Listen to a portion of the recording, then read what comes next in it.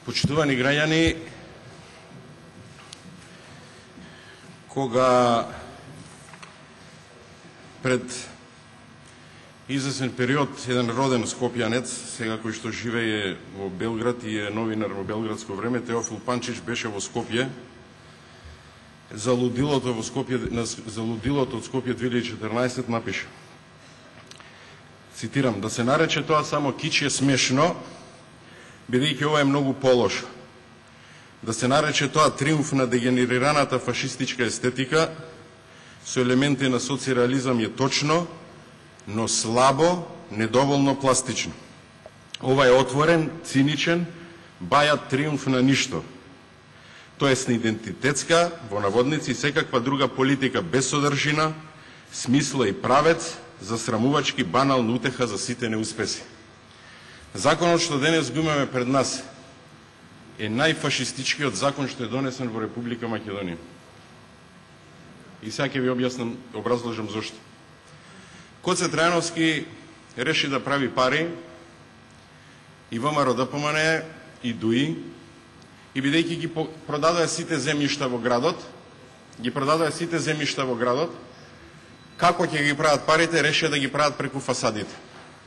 Отидоа до граѓаните на улица Македонија, на станарите. Станарите рекоа: не сакаме да имаме барокна фасада.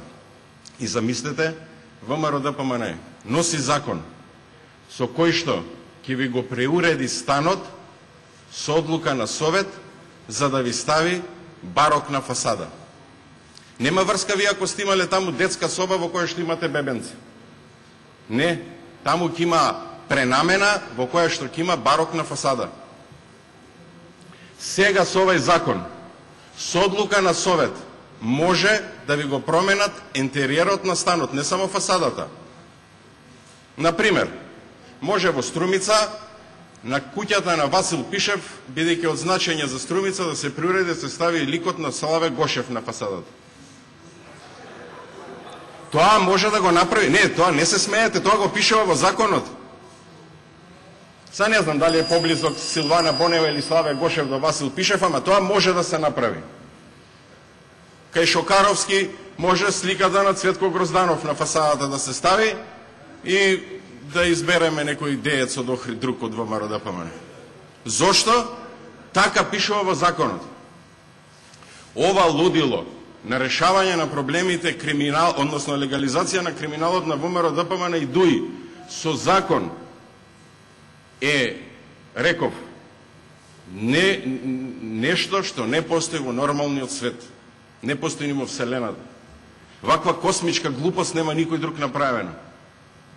И затоа кажувам, чист фашизам, за кој што пишуваат Дојче Веле, за кој што пишуваат странските часописи, за кој што пишуваат новинарите од регионот. Замислете, си седите наутро, одеднаш гледате скеле пред вашата врата, пред вашиот прозорец, на врата ви тропа некој и вика: ај тргнете се, детската соба кај што ви е бебенцето ќе ја тргнеме, ќе ставиме балкон кој што ќе одговара на барокната фасада. Гнасно, срамно, криминално. Ова може само ВМРО ДПМН и ДУИ да го смислат.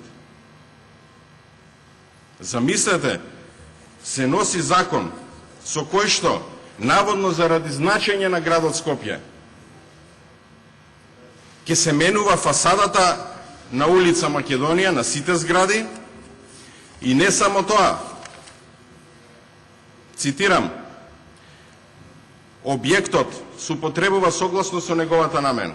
Пренамена, адаптација и реконструкција може да се направи на посебен дел од објект, стан или дел од стан, со одлука на Совет. Тоа значи дека Советот на општина Струмица може, реков, да донесе фасадата на Васил Пишев, ја не знам кој има поголемо значење, чија куќа, на Бонева, на Гошев или на Пишев, не е битно, да ја направи, да ја смени со ликот на Пишев со Славе Гошев, да му седи секоја сабајле кој ќе си доаѓа или навечер да си огледа над вратата. А може да си ставите и друго на вратата да си стави, ако сака. Друг лик да гледа. Навистина, ова е срамота што го правите. ова нема да ве амнестира од ваквите подршки што давате на криминал што се прави. Кое е значењето за градот Скопје и за Македонија што една зграда како МЕПСО, наградена како прва натур-бетон зграда од сите архитекти на времето кога е правена, да ја менувате фасадата? Помислите само за миг дека тоа е дело на некој, дека постои интелектуална собственост, дека постои права интелектуални, дека тоа дело на некој човек го правел од душа. А вие со закон, и то со 10,5 милиони евра, ќе го промените, се разбира, во барок. Идентитет познат за македонците од овој простор. Антонио Милошевски, неговите ко се родили, у барок живееле. И сега тој идентитет, од едната страна барок, од другата Александар Македонски, ќе го пренесуваме тука. Ја не знам, Джелал Бајрами во кој барок живеел, или кој идентитет го бара со ова. И како го браните тоа? Па закон. Како ќе се браните кога ќе се промени власта? В закон. Замислете некој да донеси закон да се промени личниот опис на пратениците што гласале за овој закон. Со закон, пластична операција да се направи, сите да имат лик на Никола Груевски. Или на Ахмети, по избор, 25%. Ма вие носите таков закон, некој човек го правел тоа. Некој човек има приватна собственост. И вие доаѓате и му викате, не, јас ќе правам овде барок. Ама ние не сакаме. Абе, кој ве прашува вас, јас си носам закон? Кој е овој век во кој што живееме? Која е таа криминална потреба и абстиненцијална криза од криминал во на ВМРО ДПМН и ДУИ ова да го прават? Која е цената на молчење на парламентарното мнозинство тоа да го поддржува? Па во тие згради кај што сте били има и ваши гласачи.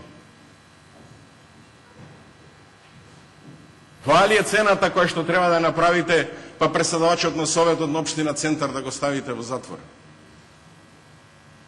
Кога ова лудило криминално на ВМРО ДПМН и ДУИ ќе престане? Зошто мислите дека во вашата куќа што сте ја граделе по ваш вкус, она како што сте мачеле, сте одвојувале од платите, замислите да дојде и некој совет на општина што е минлив од 4 години, а вашата куќа приватна со години таму и традиција, и некој да рече јас ќе ја направам барок. Зошто? Па така сакам.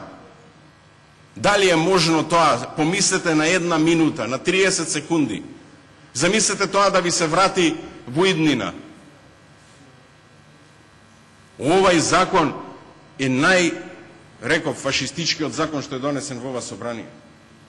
Надвор од устав, надвор од морал, надвор од принципи, надвор од нормален памет на еден човек. Каде сте чули и виделе дека некој може на приватна собственост без ваша согласност да ви ја промени фасадата? И не само фасадата, туку делови од станот, бидејќи ако таму имате детска соба во која што е вашето бебенце, тоа не смее да биде веќе детска соба. Тоа треба да биде прозор или балкон од барокот. Јас ги повикувам граѓаните, ако дозволи Министерството за надворешни работи и новинарите да направат една тура низ зградата на Министерството за надворешни работи, која што е наводно во барок, ама внатре таваните се високи, нормални, балкански.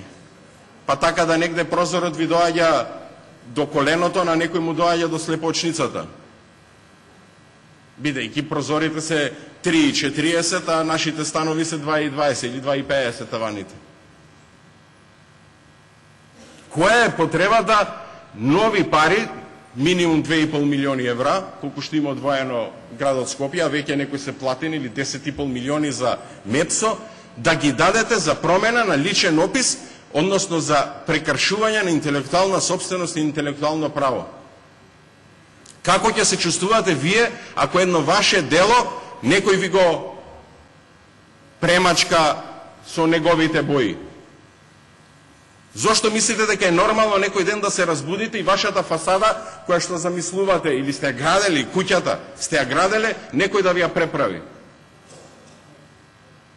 Дали сте чуле за такво нешто? Сте прочитале ли во научно-фантастичните романи? Сте виделе ли таков пример некаде? Навистина, ова е, знам, Македонија ги живее едно од најтешките, најсрамните периоди на своето владење, и сега со овој закон е само потврда.